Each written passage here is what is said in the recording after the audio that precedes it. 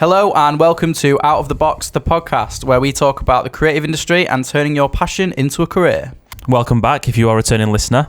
If you are not a returning listener, then welcome. Like Joe said, this podcast is just all about turning your passion into a career, hearing from people within the industry and just being inspired, really. We've had some good guests in the last couple of weeks, but today, just me and Joe.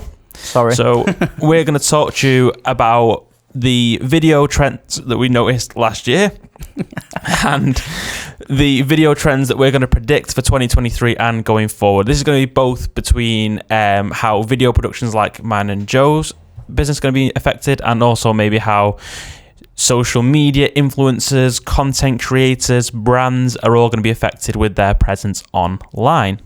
So should we talk about what we sort of noticed last year, and then we'll move on to next year? In order to recognise what we're looking at for this year going forward, I think we look back to last year and see what we saw trends from last year, really. Yeah. So what we saying? What did you notice? I mean, the world of social media, it feels like it happens every year, but I was going to say it just blows up every year. But last year, I mean, really, since lockdown, the world in terms of like social media and like online video consumption has just completely changed. Yeah. I mean, last year, the main one for me has been like the industry leaning definitely towards like short form. Like TikTok like set a precedent, and now the rest of the like world is being like, shit, let's catch up. Yeah. They've really got a head start, and we saw YouTube Shorts really take a big step. Even places like Twitter and Facebook, which have always never been really video based, are really starting to move into that short form world. So for me, that was probably a huge one. Yeah, it was a big push on sort of like DIY sort of video content, wasn't it? Like being able to sort of make video content from your bedroom, almost. Yeah. But yeah, I think linking to that as well, sort of like the post-lockdown era that we sort of see ourselves in now, sort of shoppable sort of videos and things like that. Like you see Instagram has now as a shop. Yeah. Like Instagram shop. Obviously, Instagram is majority sort of like a photo sort of platform, but you've seen that sort of segue more into the video content world with like reels and things like that. And when you look on Instagram shop now, it's like a moving video, say, for example, like football boots. Like they come up on my Instagram shop like of a player playing with the football boots, and it follows them around, and you can literally like press on them, and it'll direct you straight to a website, and you can buy them right there. Yeah, I mean, on every platform now has its own thing. You've got Marketplace on Facebook, you've got TikTok shop on TikTok, you've got Instagram shop on Instagram, and even if you're not on the shop, as you're scrolling through stories, every now and again you get like a little advert, a targeted advert in it. And the annoying thing is, it's always targeted, so I'm like, that's good, that's good. It's fucking working. Like, stop selling to me all the time. As you know, I've been looking at, I say mention football boots because I've just bought some new football boots because we're starting playing, and all my adverts are just like football related now, and it's just mad. And it like, I don't even have to have searched it on Instagram. It's like, it must like know what your browser history is and stuff. Yeah, it's becoming mad, and people have careers in these things now, like TikTok shop. People, it's like telemarketing back in the day. It's you were saying before, weren't you, about your brother? And over there, his girlfriend and my brother and his girlfriend live in China, and that's her job. It's mad, isn't it? Like, but yeah, interactive video is another one. Yeah, so what do you mean by that? So like being able to, I suppose interactive video, I say it's more like the live streaming sort of thing where sort of viewers can interact with the actual content creator or the actual video that they're watching, really. So like for like the likes of like someone in a band, for example, they can like live stream their sort of gig, can't they? And people will like be commenting and stuff like that. Like straight away, it's like straight away sort of interaction to people that usually you wouldn't have been able to sort of like interact with so quickly. And it's sort of like the rest of the platforms again catching up to like Twitch. Yeah. Because Twitch was like the only, streaming platform, whereas now you can live stream on YouTube, you can live stream on Instagram stories, you can live stream on TikTok and stuff, and it is a way of being able to interact with your fans and for like influence and content creators stuff on a different level. The one thing that I noticed last year as well is just how strong, and I don't know if it's always been this way, but how strong the algorithms got across the platforms. Like, it's good in a way because you're not, especially on TikTok and Reels, you're not scrolling through like crap. You're always learning or watching what you it's want what you're to interested watch. in, isn't it? Yeah. But I also think it can be a bit dangerous because, like, let's just say you get down like a conspiracy theory rabbit hole. Yeah. You're just going to be pounded with that, and you're only going to come across people that believe the conspiracy theory. You start to not get both sides of things. Yeah. You know what I mean? So, and there was some obviously controversy last year with a certain content creators and influencers and stuff, and the impact they have on the younger generation, because if they start watching one of their videos, that's all they get. Yeah. And all of a sudden there's no debate, it's just you're hearing off of that person's right, that's it. So definitely. I think how good the algorithms have got is interesting, but I think it's also quite dangerous. My TikTok's just full of Isaac.hp backup. Have you not seen him? No. Where he puts on that weird voice? No. Oh, mate, go and get it. Anyone that's not listened to him on TikTok, well, watched him on TikTok, go and have a listen. He's hilarious. Mine's just whippets. Dog talk. Yeah, dog talk. All right, then. So that's a little bit about last year, but we're here to talk about our predictions rather than what we've seen last year. So, have you got any, starting points that you think that you've got any hot takes for what you think is going to happen this year? I think, like, obviously, with the sort of post-lockdown era that we live in now, that we were mentioning before about the whole sort of DIY approach to content creating and video production and things like that, I feel like this year we'll sort of see not like a dramatic change, but like I think it will sort of flip a little bit and get a bit more even with the sort of quality of video production and high quality video production as well. You've started to see it already in TikToks and things like that the quality has gone from someone holding a camera on their phone to like actual, especially for brands and things and advertising, where there's more sort of like short form video content that's been purpose created with, like, say for example, a cinema camera rather than a phone. And I think that obviously with the sort of vast amount of video content we saw over the last couple of years that's DIY, I feel like this year is sort of due a little bit of a resurgence in the high quality sort of production. Yeah. If you know what I mean. Do you get what I mean? I get what you mean. I do agree. I think it also depends on the person who's creating. So, like, from our point of view, our sort of music videos have always sort of lended themselves in both ways. Yeah. Like, when we do commercial stuff, it was always the highest quality we can have. But when we do music videos with, like, maybe like a rock band, half of our footage is filmed on our, like, cinema camera. Mm-hmm. Then half of the footage is often filmed on, like, a camcorder and stuff to really lend itself to what you're making. I don't think that'll change. But on platforms like TikTok and Instagram, you're right, like, people don't necessarily want to just film on the phone anymore now. If like someone is creating content, they'll invest in maybe a couple of lights, maybe like a proper 4K camera and stuff.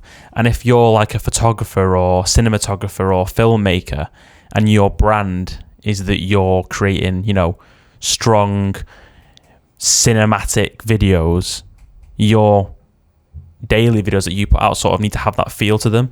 Whereas if you're somebody who's like a vlogger and you're just like constantly on the go, you want to get stuff up and interact with people, then that sort of lower quality lends itself better to that. So I think it sort of depends, but I think maybe that DIY shift might start to go down a little bit. It's funny you say vlogging, because actually I just got up on Google there now that something I noticed towards the end of last year, and I don't know whether it was like sort of introducing a new thing for like the Christmas period and things like that, but like a lot more camera brands now have actually got a section on their website called vlogging cameras. Yeah, the sort of like, little like flip screen up, little mic with a built-in pop shield. There's one called the Sony ZF-3469, whatever the hell, like big massive serial number, but it's like a compact camera, flip screen, got an inbuilt microphone on the top, which is not like a camera audio microphone. It's like an actual like microphone with like a little dead cat on it. And like they actually sell them with GorillaPods, which like obviously you're saying that the DIY sort of approach lends itself to the vlogging sort of industry, but I feel like even that is going more down the route of like people don't want to use the phones as much, and maybe if they're bringing out these cameras now specifically sort of designated to vlogging, then more and more vloggers will probably start hopping on that trend as well, perhaps. Maybe it's both. Maybe people don't want to lose that quickness of picking up the phone and pressing record, but they don't want to lose the quality that they get with using like a proper camera. Yeah. But then again, iPhones get better every single year. Yeah, I know. People film full short films on iPhones now, so it's like the quality of video is just going to go up and up and up anyway, naturally. And as long as that sort of quickness doesn't get lost, then... Because it is convenient, isn't it? Just having a phone in your pocket. Yeah, of course. Like we found ourselves trying to shoot like BTS videos and things like that, and sometimes the more convenient way of doing things is to just whack out your phone rather than dialing a setting on your camera and do it. So maybe, I don't know, that whole thing, that shooting BTS itself, I think that's sort of a trend that could take more of a front seat this year. And it's always been a cool thing to see how things are made. People love seeing how things are made. But I've seen a lot of series on TikTok where someone will post a video, let's just say they're painting. Yeah. And it'd be a video of like close-ups of the paintbrush on the canvas and all that, whatever. But then there's another camera that's just filming the camera filming. Yeah. And sometimes them videos do better because it's sort of like taking an even more of a back seat and seeing how the video was made. Not only how the painting was made, but how the video was made. And it's sort of like, for us, like bands and stuff, people love seeing, behind the scenes of music video shoots, behind the scenes of photo shoots and stuff. We've incorporated into our business a lot. We offer it as a service, don't we? Yeah, yeah. So if you want a music video, great, but you can also have a behind the scenes video. And sometimes the behind the scenes video just add that like extra little sparkle of something extra, a little different taste of the content. Have you seen that new Peugeot advert that's just come out? You have to be more specific. It's the painting one. No, it's because it just came to my mind then because you said painting, but it's basically like behind the scenes of a painter doing a painting, but it's like a voiceover saying how it's based off a Peugeot, and it's like the curves of this and like the accents here and this, and then it's like on a clear, like they paint on like a big perspex glass, and there's a Peugeot parked behind it, and it's like following this painting, and it shows you how this lady is sort of like makes this painting based off a Peugeot. So even like that's a kind of behind the scenes advertisement for a car. Like the highest quality. At the highest quality, like how more out of the box, pardon the pun, can you get, like thinking like that? Like why would someone think to advertise a car by having a painter do a behind the scenes of a painting? It's just bizarre, but it works, because I mean it's stuck in my mind, doesn't it?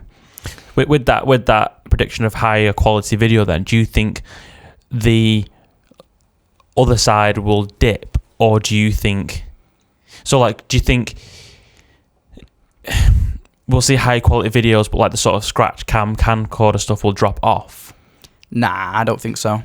I think that sort of a stylistic feature within videos that's really sort of strong, because that's stylized. I think what we mean is like the lower quality in terms of like just bad footage, bad content. If someone was vlogging on like a 2002 flip cam, like that would be bad footage, but it's stylistically used the way for example we'd use it. It's like used purposely to look sort of retro and vintage, isn't it? Like on some of that, like we can use the highest quality camera, 4K, shooting bloody whatever on a cinema camera, and then in post we add grain. Like it just seems so backwards, but it's I suppose it's just a fashion trend, as everything goes through fashion trends, doesn't it? And I suppose that's what's fashionable right now. It's bound to end at some point, but I don't think that will die off quickly, especially at the start of the year. I don't think it'll die off so soon. No, because that's video, the whole camcorder stuff, and then with photography you've got all like the film, the resurgence of film, and it's like the film aesthetic, emulations, cameras. I don't think that's gonna go anywhere soon. If you think it's following, like, if you think of like fashion trends, like as in clothing fashion, it's sort of on a 20-year cycle, they say, isn't it? And at the minute it's like sort of like that 90s 2000s vibe. That is like at the forefront of like the film sort of emulation. It's like disposable camera vibes, like grainy videos, the 2000s sort of like handy cam sort of off the cuff videos. I think they're just gonna sort of move with the sort of fashion trend. It's weird because like thinking about it now, like maybe these trends do follow fashion trends. Well, I read this like really interesting article a little while back about why trends come and why they go. So they said, like you said, it's like a 20-30 year cycle. So they said that when you grow up, when me and you grew up, so we were born in like 97, 98, we grew up in the 2000s, you grew up loving that, like, let's just say 10, 15 year era of like 2000. So for us, it was like, what was like early 2000s, you know, wide angle, Dick and Dom, Ant and Dec, Saturday morning shows and all that. Avril Lavigne, it's like TV shows, Avril Lavigne. Vibes. And what films were early 2000s? 2000s.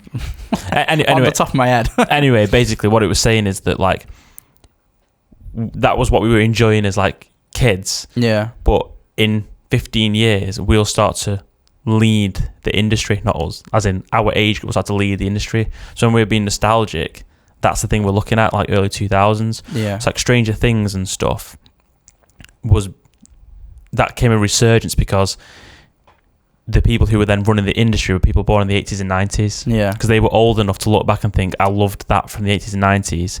Now I'm leading the industry. What do I love? Bring it back. My old aesthetic, I'm bringing it back. And it's sort of driven from like a 30-year shift. Yeah. So maybe 2000s stuff is going to become really, really popular, which it already is with like the camcorder stuff. You can see it in like clothing fashion stuff coming back in, can't you? With like big baggy cargo pants. I mean, I'm literally got the baggiest jeans on ever, like so 2000s, but... So basically, the articles, I didn't articulate very well, but basically said that like once what you enjoy as a kid, once you grow to start leading those industries, it could be anything, could be fashion, could be film, could be TV, could be music. Once you start to lead the industry, when you get to, you know, 30s, 25, 30, you're then leading the industry, so you're implementing those trends. Yeah, it's interesting, isn't it? Right. What about anything else, mate, that comes to your mind? All right. So another one that we've spoke about a lot is like VR and like augmented reality and stuff. That took big steps over the last few years. Yeah. But I think we both spoke about it quite a lot, and I think this year is going to be the forefront of, you know, VR, augmented reality, AI. I feel like obviously it's been out quite a while now. And in terms of like sort of like if you think of like the Oculus Rift and things that just came out of a fair few years now, like it's been out a few years, and in gaming and things like that, and sort of video has sort of hopped on that trend as well. And now that it's sort of had time to settle and have a few iterations of like progressing in terms of like the technology used and stuff like that, I feel like now it's only going to get better this year, and I feel like this could be the year where it has a bit more of a breakthrough in terms of like mass produced stuff. Like it's always been there like over the last few years, but I feel like this year it could take a big step. Like you said, because there's been like trials and tribulations with it. Some bits of work, some bits have like the Oculus Rift. Like, how popular is it? Is it a bit of a novelty? Is it sticking around? But now it's at a stage where it works. I think people will start to get creative with how they can use it. Yeah, I saw a video today where this guy did a video of him living in third person. So he had this camera rig with the camera like up behind his shoulder, looking at the back of his head like third person. Yeah. And he was wearing VR goggles, looking at that camera angle. Oh my god, that was so all he could see. It's like he's playing GTA with himself, with his own character. Yeah. So he was putting the goggles on that linked to the camera behind his head that showed him in third person, and he was playing like basketball. That's wild. So if people that'd make me feel ill. He couldn't do it. It was really like we couldn't catch the ball, and something just hit him in the head. But if people can get creative with it, and now it works. Yeah, the technology and the frameworks are there, and sort of been more streamlined, and the technology is sort of more readily available as now. Like if you go online, you can probably download like a software that can sort of manipulate these things, like Unreal Engine, for example.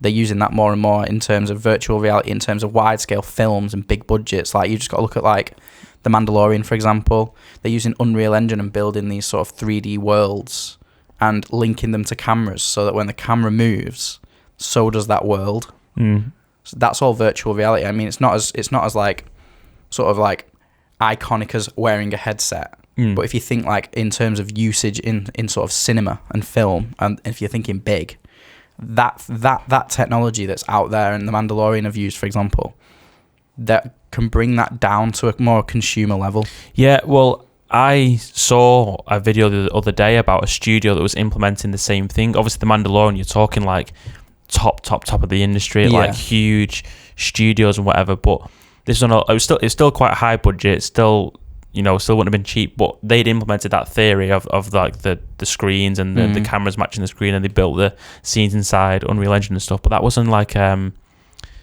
much smaller scale. And if over the years it becomes, like you said, more and more affordable, more and more accessible to people like you and I, as opposed to these huge Hollywood studios, it could go like however big it can go, because it becomes more affordable. I'm not too sure about other camera brands and like phone brands, for example, but iPhones now and iPads, like my iPad has got a LiDAR scanner on it, which is obviously implemented to use virtual reality. It scans the room you're in. It's like apps now when you move in house and you want to map out the room. Like IKEA, you can have your wardrobe in your space. I did that on Amazon when I was buying a new desk. I went on Amazon and I put the desk in my room and you can like walk around. Yeah, I did. And I suppose that links back to sort of having that sort of Mandalorian sort of implemented technology, but on sort of more consumer level. And I suppose it links to sort of the teleshopping that we were on about before, like and sort of like online sort of shoppable video. Like, it's not a video content, but it kind of is, because it's using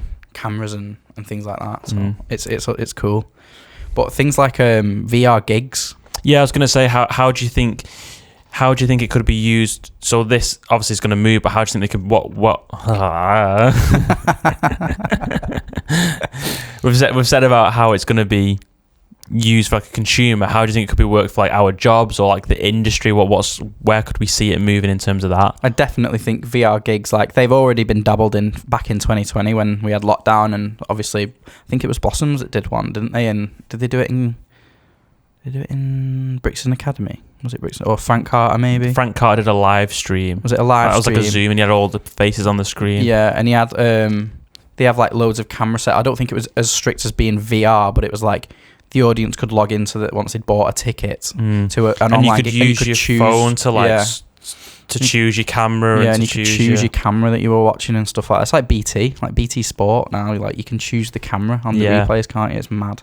But I think VR gigs could be more sort of like commercially sort of advertised. And do you think you could get to a stage where, like, if you've got, say, an Oculus Rift, you could put the headset on and you feel like you're at a gig. You're at the gig. Yeah, I mean, if I'm going all nerdy on audio and stuff, they're creating like sort of these Dolby Atmos headphones, which I don't know how to feel about them, and I don't know how they'd work really.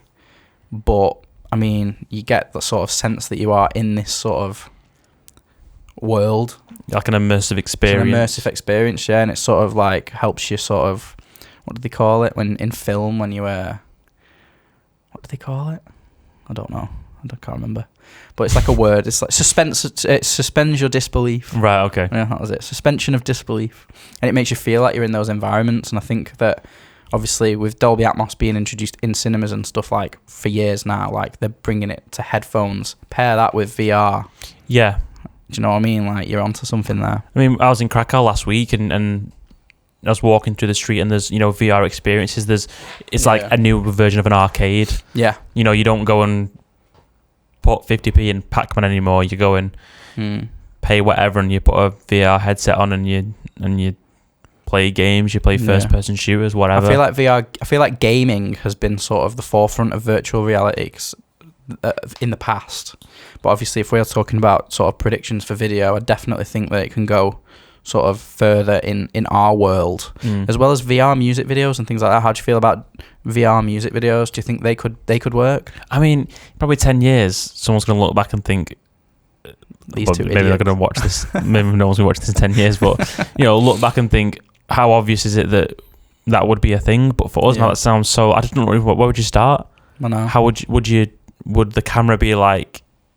Would you be in the music video set? Like what? I feel like if you link it in with sort of another point that I've got down here, and talking about 360-degree video cameras, you could sort of use that and implement that technology using a 360-degree camera to film something, and then the audience whoever's watching the video can put on their goggles and see all around. So you're like in the music video? You're in the music video.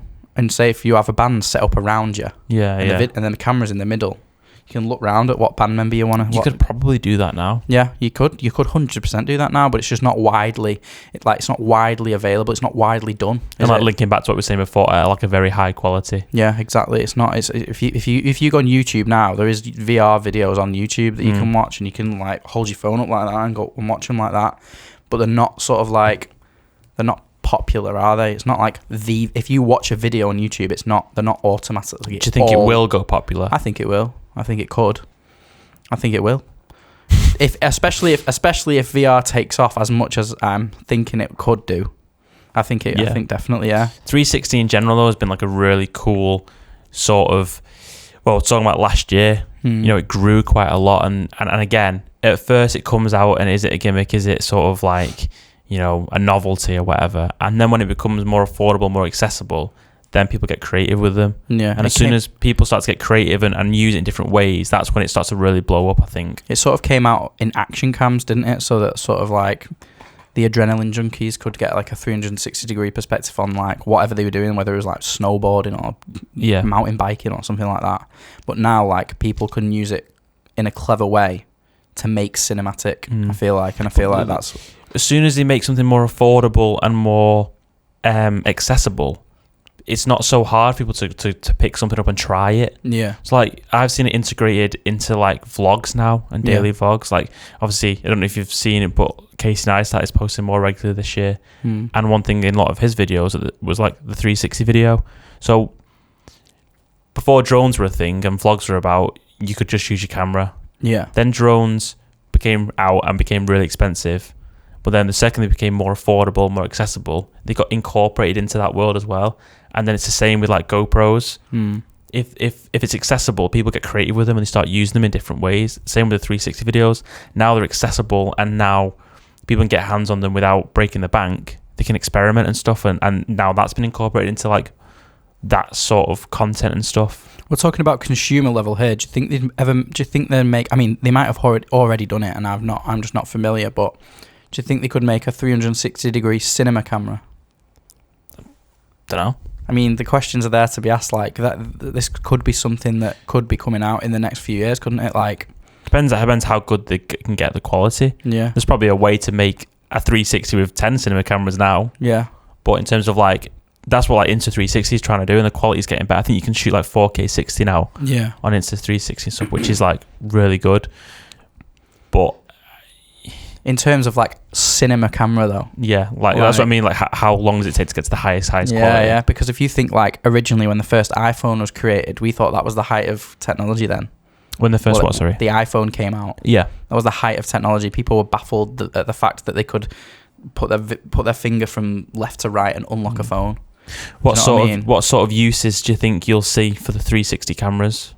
Where do you see them being implemented into like our work? I mean, something that we saw sort of towards the end of last year was for gigs, definitely. Sort of creating that sort of immersive experience, but also like not really using them in a virtual reality sort of aspect, but to use them as like a super duper wide angle. Yeah, that's what I'm really more thinking of it as. It's like fisheye, like but it's like a dramatic fisheye. Yeah, it's like mad, and it looks really cool. Like you sort of get that sort of like Little Big Planet feeling of like walking on a world. Do you know what I mean? I saw somebody use it on the back of their antenna on the car. Yeah. So it looked like they were being followed by a drone, but the road ahead of them was, you know, in perspective, and the car was right, but the world was being like warped around them. Yeah. And I think they're never going to be a video, in my opinion, they're never going to be a camera that you'll make a video that looks all like that. Yeah. But I think in terms of like vlogs and behind the scenes videos that we were talking about before, and then that kind of content, I don't think you can use them on their own, but implementing them into those other sort of types of videos adds that bit of interest, adds that bit of like excitement and different shot. And it makes people's like ears prick up but for their eyes. Yeah, I think that's definitely something that we can see sort of being more of a trend this year going forward. But I do sort of like ponder the question of like in the future, in the short term future, like within the next 5 years, whether we'll see videos that are like full 360 videos, like obviously you saying they look better implemented into things and stuff, but as technology sort of like gets greater over the next few years, will we see like full 360 degree. When instead of turning your TV on, you put your headset on and you jump into the TV show itself. Yeah, I mean, I've seen what's that? There's a virtual reality game where you like can like live in this sort of like world, and you can go on and play PlayStation. You can play. I saw a guy playing GTA San Andreas, in virtual reality. Was he on one of those moving things? No, he was just on those treadmills. No, he was just in his bedroom, like with a VR controller. He could walk around, and then he sat down on his virtual reality bed and played San Andreas in virtual reality. So it's like a game within a game. Like, I mean, how long is it until we are getting into Inception here? Like, I know. Where we don't realise we're in a game. It only takes a couple more levels, and we're used, mate. We'll never get out. Something cool about 360s being used in the way that I was more talking about, as opposed to creating a 360 experience, using the 360 cameras in other videos, whether that's like short form for brands, content creators, stuff like we post on our Instagram and social media, like behind the scenes videos and stuff. So I pulled up a stat here that said that videos that had just regular video in them had a completion rate on social media of around 58%, so like call it 60%, and videos that had on the same platforms that used the 360 videos in that kind of way, both as in, you put your phone on, you turn around and you look around the room, or like I said, just implemented into the straight videos, were more of an 85% video completion rate. Mad. So basically it's just saying that it's an interesting factor that's keeping people more engaged. Yeah. The thing I take away from that is if them stats are real, like brands are going to be looking at that stat and thinking, right, 60% for a regular video or 85 for a 360 video. It's like a no-brainer. If you're advertising something as a brand, then I mean, if your completion rate is that much of a difference, then obviously brands are going to sort of... It's an extra 25%. Yeah. It's a difference between a quarter of people clicking off your video, your advert, your whatever. I feel like brands will just sort of hammer that then. Maybe could be implemented into fashion. Any industry, if 25% or more people are staying to watch the video, 25% or more people might buy your... Let's say it's a shoe advert and you're filming someone throw a shoe up in the air and it comes back out and it's a different shoe. Yeah. If you use a 360 video camera, is that going to make people more engaged? I don't know. Yeah, I mean, it's a new technology, so people are always people are always interested in new things, aren't they? It's like the market has been, over the last few years, saturated with video content, and video content has been at the forefront. But if something new comes out, then it's going to people are going to think, oh, like, what's this? Like, I'm going to watch this. So I suppose, yeah. Well, that's something you just said then about... there's been so much video content. Something we've got down here is that we think we're going to see an even more lean into the video content. Like the overall demand for video content for brands, for fans, is going to move even more away from photos and towards video. What do you think about that? Yeah, definitely. I think it's only going to be increasing over the next year, mate. Especially with like things like advertisement and things like we were talking before, weren't we, about sort of the amount of adverts that you get on like social media platforms now and sort of YouTube and things. And I think that's only going to get more. Like these content creators that are out there, that's how they get paid as well. Like if you think about it. So there's going to be much more of a demand on these sort of adverts for branding and for social media. And like I say, this is how like YouTubers are getting paid now, like with paid partnerships and things like that. So I mean, it's the growth of social media as well. If you look at Instagram, the founder or the CEO from Instagram last year, sort of late last year, came out and said Instagram isn't a photo sharing platform anymore. It's video. Even the photo app is becoming more video because it's more engaging. It sells more. People stay on the platform longer. And at the end of the day, that's what's important, isn't it? So I agree that we've seen in the last 5 years, a huge shift from high quality photos to just video content in general, whatever it is, whether it's advertising, whether it's bands, whether it's content creators. People want to see videos. They don't want to see photos anymore. It sort of links back to our first point that we made about the high quality video production. If you think of like when Instagram first came out as a photo platform, it was like people filling their Instagram grid with sort of like DIY low quality pictures. and then it sort of moved towards more of a high-end thing. So like as phones got better and technology got better and brands were clocking on that this was a growing sort of platform, that's when they sort of integrated the high-quality video content and stuff. So then, like, over the last few years, we've seen video content come out, and again, it's the same loop. Like, people are uploading DIY videos and things, and create your own sort of like scratch cam kind of things, like with the phones and stuff. But now I feel like it's slightly different because the technology's there to obviously it's all high quality now with like the phone quality and things like that. But this is what makes me think, like, will the sort of next stage in that sort of pattern be then sort of linked to the move to high quality photos to then link back to the video? Do you know what I mean? Yeah. Do you get what I mean? Yeah, I remember when Instagram came out, that was the sort of photo sharing, quick sharing platform. You just take a photo and throw it up. Of, like, just bought a new like straw. I don't know what you were buying. Yeah, I know what you mean.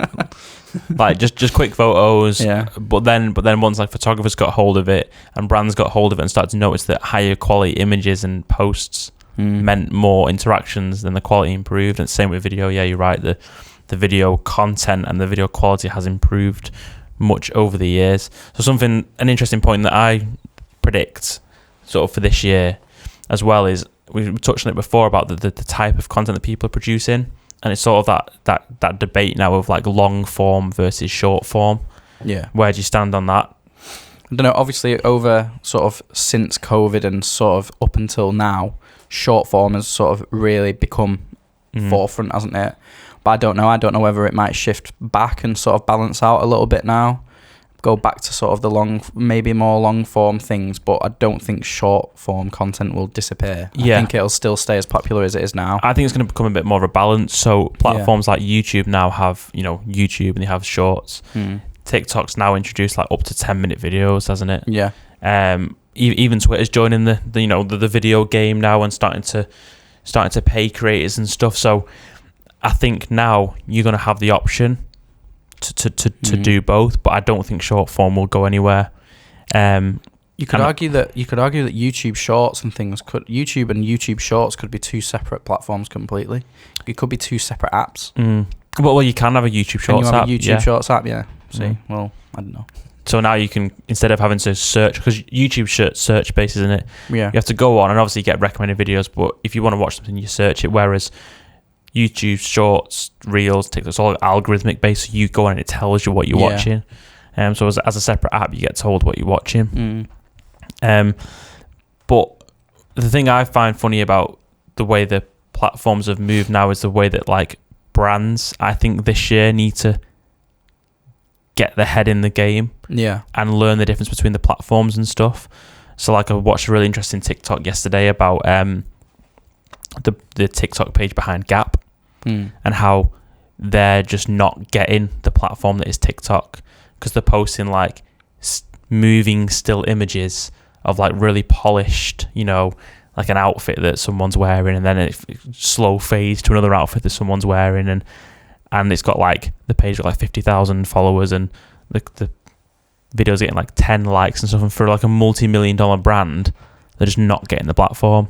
Yeah, maybe. Like I said before, maybe they're just ahead of the trend, and they're just producing these high quality things. No, it's not high quality. It's just a complete misinterpretation of the platform. So it's just like an image of like a kid wearing a Gap outfit, and it slow fades in straight away, like an image on TikTok. That's what I mean. It's not going to be as it is. Good, it's an image. Yeah, like they're just not getting the platform. They're not getting how people consume it. Yeah, I feel like images now are just outdated. Like they just don't have the retention rates that video content does. I think brands need to learn how to adapt their content to each platform as well. Yeah, because that's an Instagram post. Yeah, a swipe through of 10 images of different people wearing different outfits as an Instagram post.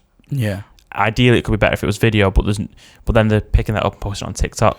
Yeah, because they think it's free advertising, and it's not. We spoke about it in our Q&A episode, didn't we? Someone asked us the question about how we sort of like keep consistency over our social media platforms, and how we have to tailor things for each platform. Like a carousel post is not going to do as well on TikTok as it is on Instagram. So therefore you change it, and instead of doing a carousel post of the photos you took, you do like a small little behind the scenes video of the photo shoot day on TikTok. And it's all about sort of adapting and sort of like thinking of ways to sort of like best suit the said platform, isn't it? Like, definitely. And I feel like bands and stuff like for us and like small businesses and things, I feel like they sort of are getting onto the trend, but these sort of big sort of multi-million dollar companies just out of touch. Need to sort of they're so out of touch because probably usually run by like the older generation. They're just not quite getting it yet. Some get it, and there's some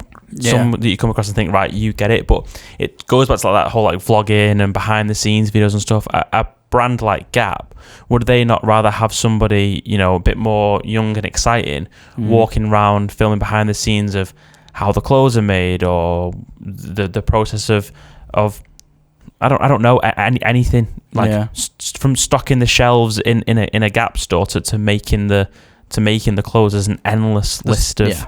But posting a final image of someone wearing the clothes on TikTok is just not engaging. Because I think brands think that platforms like TikTok are just free advertising.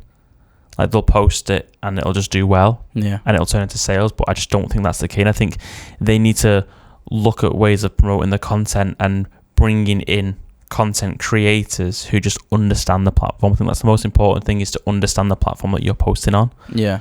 I mean, this has been the case for a fair few years now, about content creators, like sort of content creation being a job. And we've spoke about it in the past as well, and how it is now a job. But I feel like going forward, it's going to be more important to this, not to the sense of like David Dobrik, for example, jumps on and does like a daily vlog of what he's doing and how he's got a flamethrower and he's got a massive pool table in his garage.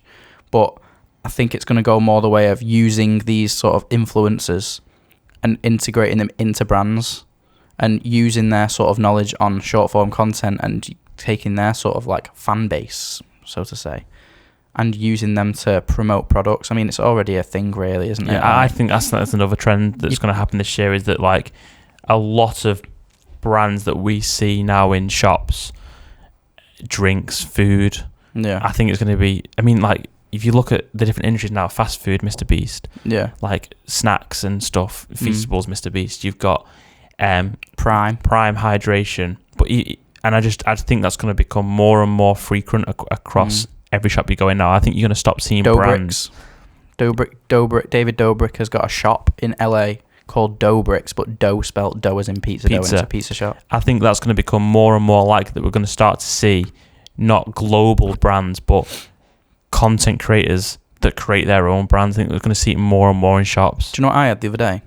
A Lewis Capaldi pizza. Really? Yeah, the big, sexy, cheesy one, it's called. I mean, if that's not exactly what we're on about, then do you know what I mean? Like, these sort of influencers can make money out of absolutely anything these days. Like, what has Lewis Capaldi got to do with pizza? Like really? Like, I mean, he might have a strong relationship with pizza. I don't know, but I mean, Prime Energy, for example, like Logan Paul? Logan Paul and KSI. Yeah. Like, the KSI flavor has just come out, and it's absolutely going insane. Like, it's sold out. All of them are, aren't they? But like, you just see it all over TikTok. So yeah, I mean, you know, content creators making brands, obviously, like, you know, the Prime, the Feastables, the Mr. Beast burger, the Lewis Capaldi pizza, the David Dobrik shops. There's that Happy Dad beer. Like, all industries now, I think you're gonna walk into a shop and just be hit in the face by people you see online that are going to start driving the industry much more than we've seen in the past, I think. Yeah, we kind of seen it like with like Peter McKinnon. He had like his own signature ND filter. I mean, if we're getting nerdy, like, he's applying to his audience there as like, I mean, he's not an influencer. I mean, I suppose he is, really, isn't he? But he's more of a nerdy sort of based influencer rather than sort of like a vlogging influencer, even though he is a vlogger. There's so like many. His own signature backpack. I mean, I know it's not like a pizza, but yeah, these people that are releasing like food products and things like that, and just products in general, all sort of appeal to sort of a mass audience of like a younger generation, don't they? Finding ways to sort of like monetize your audience. You build an audience, and then cash you've in. got so many people. I mean, Logan Paul and KSI are like what? I think I'm pretty sure like they're the youngest billionaires, or one of the youngest billionaires to make a product from being an influencer. Crazy. It's mental. There's just so many jobs around it now. Though, like we talk about this podcast about the industries, and we did some work in the school, didn't we? And one of the questions was like, "Oh, what do you want to be?" And a job now, a real job, is a YouTuber, a content creator. Yeah. And the funny thing is now is that content creator wasn't even a job 5 years ago, but now a content creator can make 10 jobs. They can make an editor, a manager, an agent. One I did a bit of research into the other day was like the managing of a content creator. So content creators are obviously, it says it on the tin, very good at creating content, whether you're a photographer, a videographer, an artist, a comedian, a musician, whatever. And the one thing they're really bad at is maybe getting that out there, managing the business side of, like we spoke about before, that we struggle to deal with the business side. And there's people there that are helping these huge content creators and just making them bigger. They're letting them create and putting them in all the right places. And content creators now are just making jobs around them. It's not just a job anymore. It's an industry. I know. It is. It's like a little micro industry, which is soon sort of transforming not to be so micro. Yeah, exactly. It's mad. Something else I think is really interesting this year that I think we'll see more and more of is how content creators are being treated across the platforms. So it's obvious now to brands and to platforms that content creators are so important. So notoriously, especially TikTok, haven't paid the content creators really well. YouTube has always been amazing at it, they have a split with the creators so that they can make money from the content they're putting out there. Yeah. I think in this year, I think we're going to see that shift become more and more fair, and content creators are going to start paid more. Like we saw it at the end of last year, Twitter have announced like a revenue split with people posting on Twitter and stuff. Is making it more and more accessible as a job, which is something we've not really seen. I don't think. No, it's interesting, isn't it? Because these people are at the forefront of their sort of like, what do they call it? Like their industry, I suppose. Like, so they need to be. They can't have all this money taken off them if they're doing everything, and especially for advertising for brands as well. That's a real big one, isn't it? Like I said before, like you can see like these influencers and content creators advertising for brands and getting more sort of feedback and revenue from the said product that they're advertising. Like sponsorship deals, you mean? Yeah, like sponsorship deals, for example. Like I watched a Mr. Beast video the other day, and the advert that came on before it was Mr. Beast advertising something. I mean, if you do that, it's more engaging because you're on a Mr. Beast video, so you're obviously interested in Mr. Beast.